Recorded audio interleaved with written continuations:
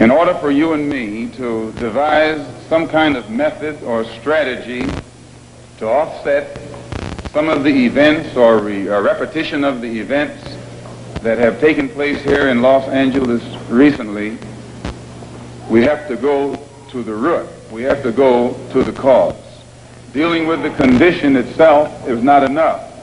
We have to get to the cause of it all, or the root of it all.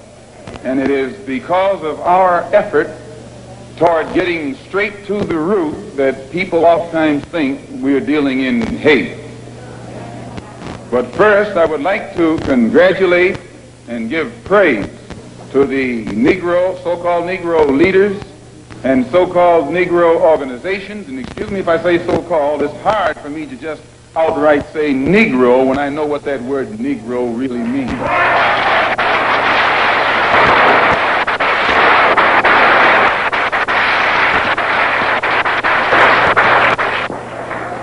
The person whom you have come to know as Ronald Stokes, we know him as Brother Ronald. One of the most religious persons who displayed the highest form of morals of any black person anywhere on this earth. And as one of the previous speakers pointed out who knew him, everyone who knew him had to give him credit for being a good man, a clean man, an intelligent man, and an innocent man when he was murdered. The Negro, so-called Negro organizations and leaders should be given great credit for their failure or refusal to let the white man divide them and use them one against the other during this crisis.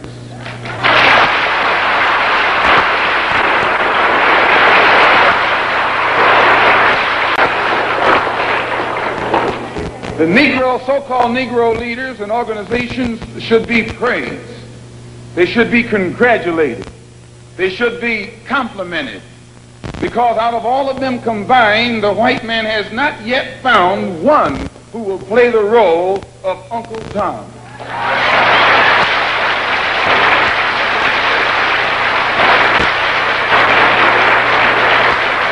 But yet he has found no Tom, no puppet, no parrot who is still dumb enough in 1962 to represent the injustices that he's afflicting against our people. We don't care what your religion is. We don't care what organization you belong to. We don't care how far in school you went or didn't go. We don't care what kind of job you have.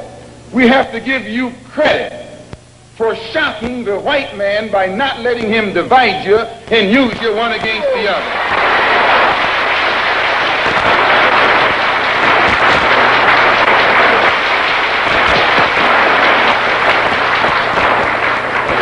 In the past, the greatest weapon the white man has had has been his ability to divide and conquer.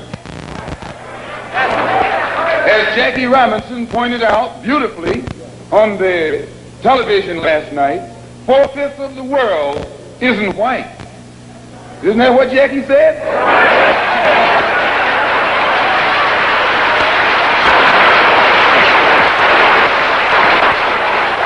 And if 4/5 of the world is dark, how is it possible for 1/5 to rule, oppress, exploit, dominate, and brutalize the 4/5 who are in the majority? How do they do it? Divide and conquer. If I take my hand and slap you, you don't even feel it. It might sting you because these digits are separated. But all I have to do to put you back in your place is bring those digits together.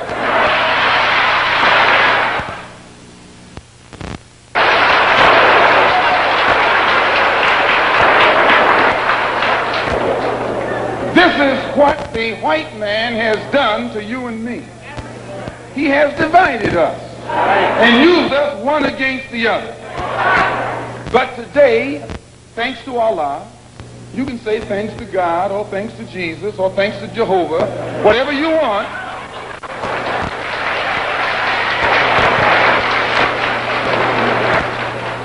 But as a follower of the Honorable Elijah Muhammad, we have been taught to say thanks to Allah. And that's what Jesus said. Jesus called on Allah. He said, Allah, Allah, lama asabachthani. I believe what's good for Jesus is good for you. If Allah was good enough for Jesus to call upon, I think he should be good enough for you to call upon. Since the so-called Negro community has shocked the white man by resisting all efforts to divide us, I think that you and I should continue to shock him by staying and working together in unity. Despite religious, political, economic, or educational, or social differences, let us remember that we are not brutalized because we're Baptists. We're not brutalized because we're Methodists. We're not brutalized because we're Muslims. We're not brutalized because we're Catholic. We're brutalized because we are black people in America.